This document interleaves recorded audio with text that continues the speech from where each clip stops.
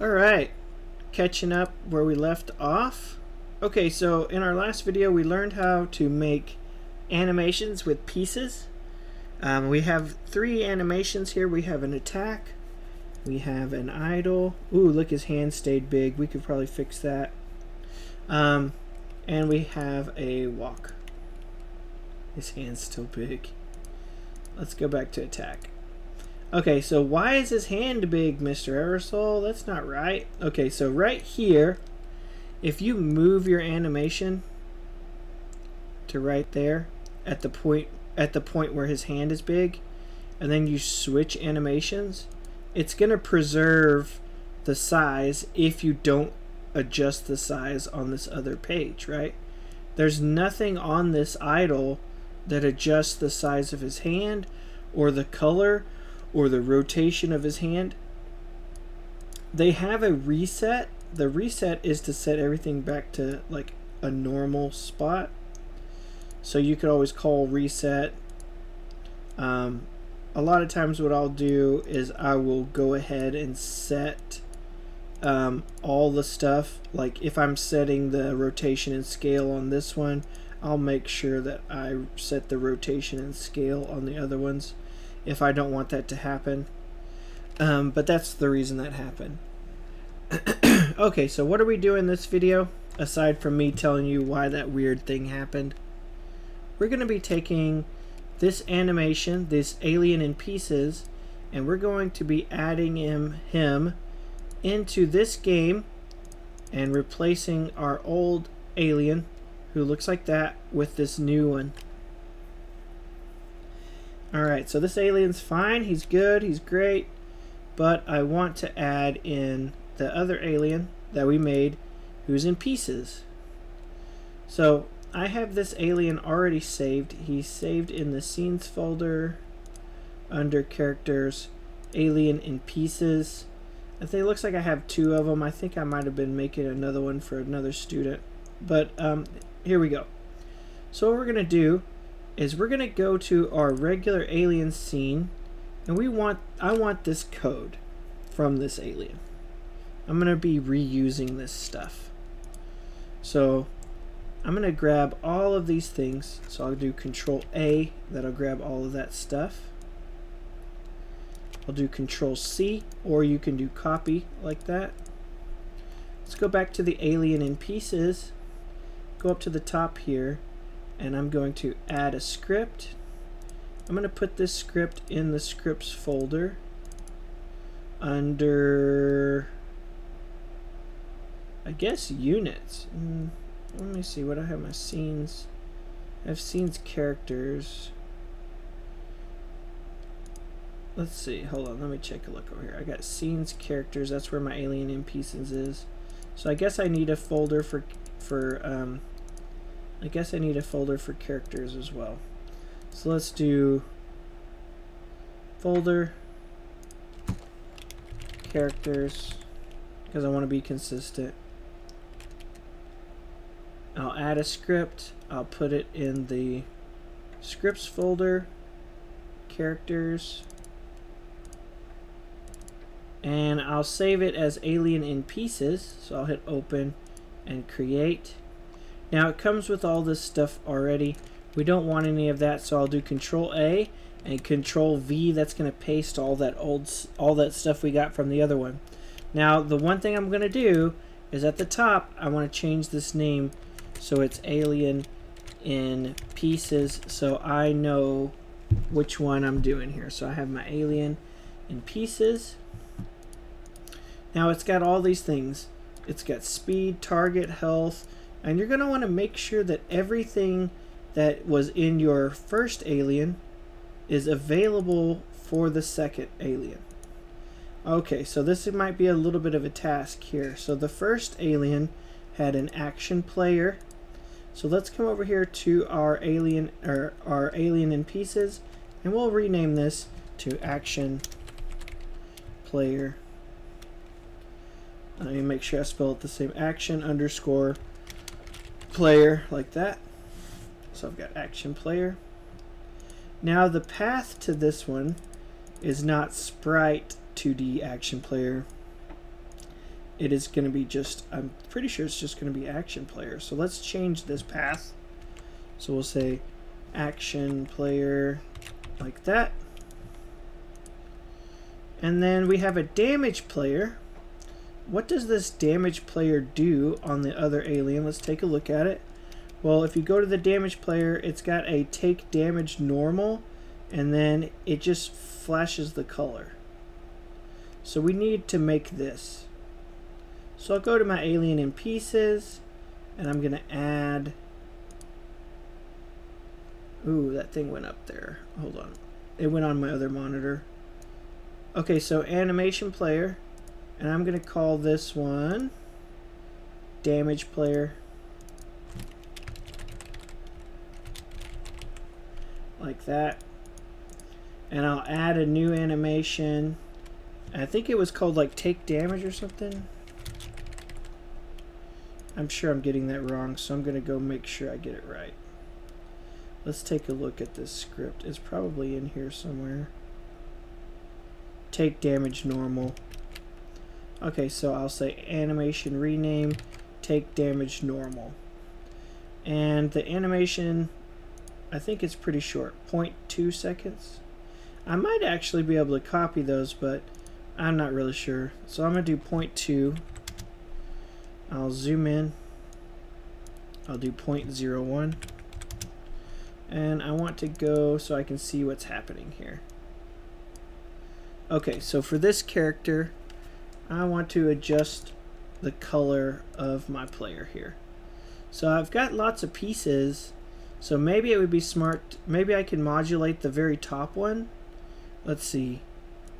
Because I think if I just did the body, like if I clicked on body and I did visibility and I modulated it, it's only going to change. Ooh. Oh, it did do them all. Okay, so that's fine. We could do the body then.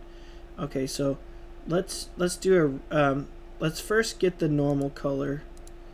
So starts normal, ends normal. And then we're just going to have a flash of color here. So we have a 0.2 second animation. I'm going to flash this red. So I'll take out all the green. And there's my red. And I'm just like in the middle-ish area. I'll keyframe that. So whenever it wants to play a damage, it's going to go like that. And only play once. I don't want to repeat, so I'll turn off the repeat. So that's what it's going to look like. Just a quick damage to show that the player took some damage, or the unit or whatever took damage. Okay, so now we have an action player and a damage player. The action player, I'm going to make sure none of these are on repeat. So idle's off, attacks off, walk is off. Look at that, he's red. Why is he red? That's because it left in the middle of that, so make sure you don't do that. Okay. Alright, so we got our action player and our damage player. Let's go back to our code here and see what else we got to fix. Looks like we need a health bar. We're going to need a health bar. So let's take a look. That is a texture progress bar. So let's add a texture progress bar. Create. What did we call it on the other one? We just called it health bar, so I'll copy that. You know what? Let's see if I can be smarter than this. Maybe we can just copy that. So what if I right click and say copy and come over to here to this one and do paste. Oh, looky there. Probably saved us some time. Yeah, it's got the textures, so it should be pretty good. Okay, so it's got, and this path looks right to me.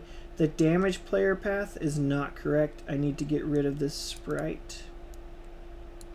So I'll get rid of that. Alright, so we have the action player. We have the damage player. We have the health bar we just added. I think everything else we can leave alone. Alright, well let's see. The only way to find out is to find out, I guess, huh? So I'm going to save this, Control S to save that. Now, I'll leave this alien open for now. Oh, I already see one thing. Look at that. He's got an area 2D. So that means our other guy over here is going to need an area 2D. So let's see if we can try copy this again. Maybe we can do copy. Right click, copy. Oh, that says, oh, right there, copy. Let's come over here, we'll do paste. Now I'll move this a little bit. Kind of put it on him. Is this connected right? Let's find out. On body entered, it looks like it is. Let's go take a look. So I'm scrolling down here, I'm looking for this one, on body entered. I don't see the green arrow. I'm going to reconnect this just because I don't know. So I'll say body entered on area 2D, body entered, connect. There's the green arrow. Shows from the area 2D to the body going to the alien. Okay, so that connects that signal. Okay, perfect. Okay. Alright, let's see if this works. So I save it. Now I'm going to go back to the main world here. Your world might look a little bit different. I was experimenting with adding this little UI thing. I'll hide that for, well, you know what, I'll leave it open. I think it hides itself anyway. Okay, so we want to spawn this alien in. Where does he spawn in at? Well, if you click on the object holder script, you'll see that I'm loading in an alien right there. Now I'm going to add in the alien in pieces. So I'll say var alien in pieces is equal to, and I'm going to do basically the same thing I did up there, preload, and the thing I want to preload is going to be this alien in pieces. You see I dragged and dropped it there. You can do that. You can copy path if you want to. You can do right click, copy path, and then paste it. Alright, so there's my alien in pieces. Now instead of I'm going to comment out this alien here. So this is that scene that I was loading right there. That loads the regular alien. This one's going to load the alien in pieces. Now you'll see it's given, it's like, what are you talking about? Because I commented out the alien. I'm going to switch that alien with alien in pieces. And that looks like the only spot. So instead of it loading in the regular old alien, it's gonna load in my alien in pieces scene. And this is, I haven't done this yet, so we're about to see if this actually works. So I'm gonna hit play. The first one's gonna leave the other alien. Oh, I don't remember changing that, but that's pretty funny. Let's see if it can load in the other alien here. What do we push, 1 or 2? Oh, it looks like 3. If I press 3, it is loading in the other alien. That's good. Now I notice that that alien is not walking, so we're gonna have to take a look at his code and see why is he not walking. So I'm gonna scroll down here, and we've got alien, and then the number, and then some kind of walk here. So the animation, oops, that it was trying to play was alien, a number, and then walk. So let's just change that to the right name. So down here, we'll go to the attack player, and we'll just use the regular old walk. I'm going to get rid of this stuff. This is something I think we were using, trying to pick a different numbers, put in different aliens with by number. So the animation is just going to be walk, though. And we're probably going to have to do the same thing for attack right there. So we have attack. So I'm gonna add in the attack one here. Now, as long as you renamed this, you can rest assured you're not destroying your other code. So I have walk, attack, take damage normal. That should be the same as the one on the damage player. Alright, this alien number thing is not really helping us. I'm not going to change it for right now. Alright, let's see what that does. Go to game world. I'm going to move over. Number 3 spawns him. Looky there, he's walking. He looks like a crazy goober, but he's walking. Alright, I'm going to remove that first alien right there.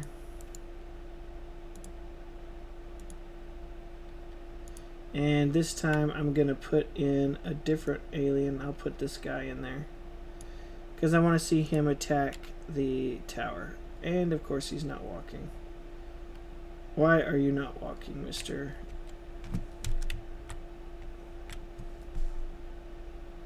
Why is that guy not walking?